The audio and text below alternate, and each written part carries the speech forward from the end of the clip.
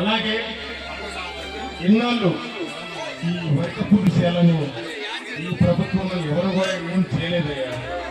ఆ వరికపూడి సేల ప్రాజెక్టు కనుక మీరు పూర్తి చేస్తే మేము మా పొలాలు పండించుకుంటాము.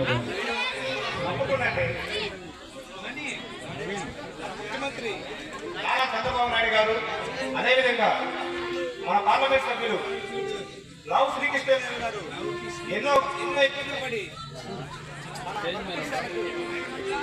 అడవుల పర్మిషన్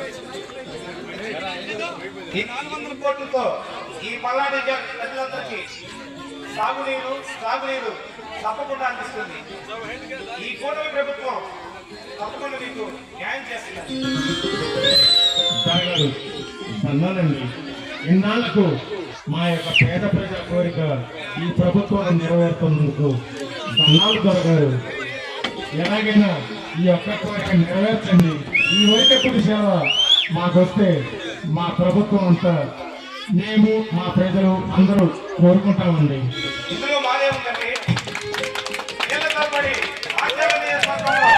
20 సంవత్సరాలు కష్టపడి రమారెడ్డి గారు గెలిపించుకున్నారు కదా, తప్పకుండా వర్తిస్తారా శాంక్షన్ చేస్తారు. ఆ బ్రహ్మారెడ్డి గారి దగ్గరికి వెళ్తామండి.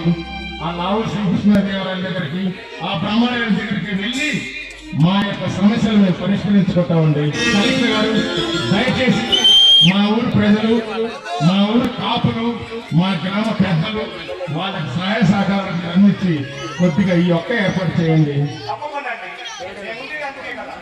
సరే సార్.